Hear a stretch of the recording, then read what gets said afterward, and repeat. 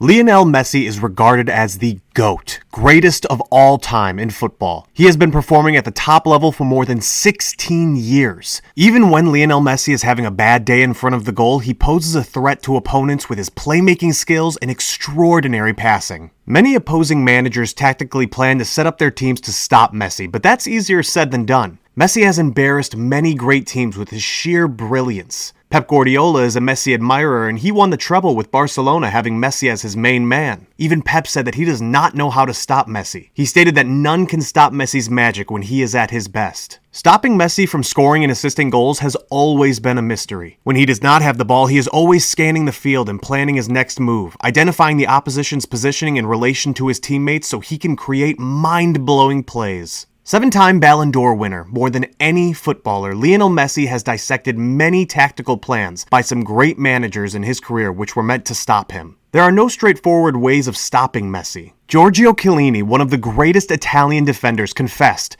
"To stop Cristiano Ronaldo, you need good preparation. But to stop Lionel Messi, you need both good preparation and help from the forces above." This statement sums up the greatness of the little magician. He is a born dribbler, and his balance is so good that he can dribble through even the smallest gaps. He is so fast with the ball at his feet, which makes him more lethal. Lionel Messi has the most golden boots in football history, and he has won several Best Playmaker awards. These achievements show how much of a versatile footballer he is. Scoring a bit less than 800 goals and providing over 300 assists is not normal for any footballer unless he is Lionel Messi. Messi has great shooting technique, showing quality each time he finishes his chances. He places the ball through small gaps to the back of the net rather than relying on the orthodox power shots. He hits the ball really low in either corner, which makes it difficult for goalkeepers to bend and dive that far and low. The number of goals he has scored speaks for his shooting ability. The one attribute Messi has that makes him the best in the world is his phenomenal control. He can run much faster with the ball than other players because he can control it at high speeds, and he can also manipulate the ball in tight spaces to elude tackles and progress up the field. His other main strength is reading the game. Whether it be his ability to outwit defenders so well, or his amazing link with the midfielders, he understands everything that is going on around him and is able to drag players out of position and exploit spaces. What makes Messi's dribbling so effective is his short acceleration, change of pace, and his ridiculous turns, with his height being a huge advantage. His low center of gravity gives him sublime balance, and he can turn on a dime at any pace. A tall player could never do something like that. Ronaldo is faster without the ball in long range, but Messi's burst of acceleration is very good. No one can match up to him, and when he is in a one-on-one, he can change direction quickly and beat you from either side, which is a nightmare for a defender. They don't know which way he'll go, and his close control and genius short steps means if a defender challenges for the ball, it's a huge risk as he could just poke it away and leave you on the ground,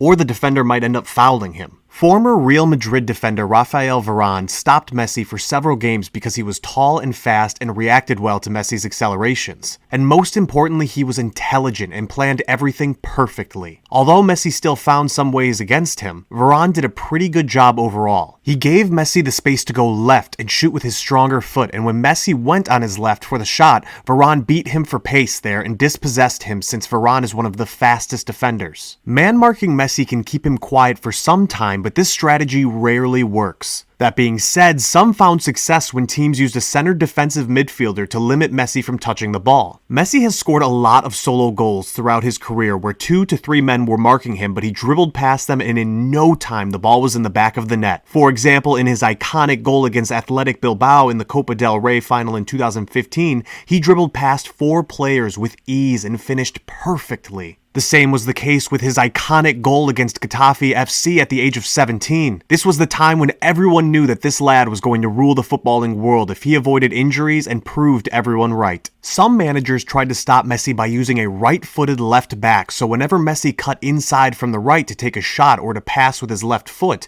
the defender could tackle and dispossess him. But as Messi's game developed, he became sharper with his skills and body feints, and eventually this tactic failed to stop him. This is the sign of a great player. They overcome their weaknesses and improve in all aspects of their game day by day. Messi has been seen wandering around on the pitch calculating his moves prior to kickoff, so every time he receives the ball, he already knows where to run, what to do, and to whom to pass. In general, if Messi is playing at his best, it is almost impossible to stop him. However, there have been some exceptions where the opposition has managed to stop Messi from making a significant impact. Jose Mourinho hails Lionel Messi. A team with that boy is a different team. Jose Mourinho's tactics worked various times to stop Messi with hard, aggressive tackles. Messi has a fantastic first touch and bursts of pace, but he has struggled when technically sound, physical defenders can dispossess him. El Clasicos were matches of high intensity back then, and Sergio Ramos was shown a red card several times for his harsh tackles on Messi. Cutting off Messi's connection with the ball might be one of the best ways to stop Messi, considering how lethal he can prove to be once he has the ball under his spell. But doing this for the whole match is extremely difficult since Messi tends to have a free role on the field and his involvement is a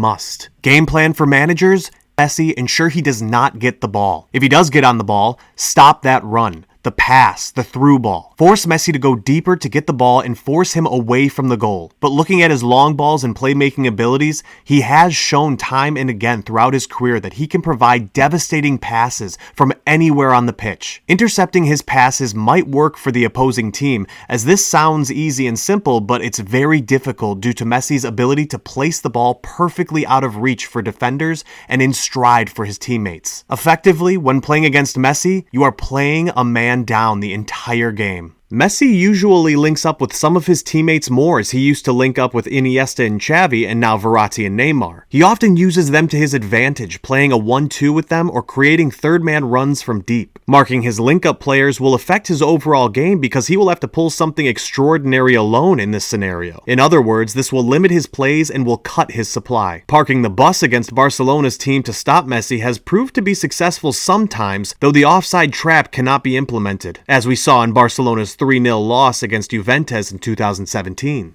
However, though the above strategies can work sometimes, there is no perfect plan to stop Messi completely. Messi is unpredictable most of the time, and that is the quality that great players possess. Henry said, "If he has a good day, then there's really no way of stopping him." And we have witnessed this situation many times in his great career. He has been unlucky with his national team many times, but has finally managed to win the Copa America trophy, being the best player in the tournament with the most goals and assists. Argentina is the favorite for the upcoming World Cup, and Messi has the chance to end his spectacular career in style. Do Messi and Argentina have what it takes to win a World Cup and another golden ball which he will receive for winning the World Cup with the national team?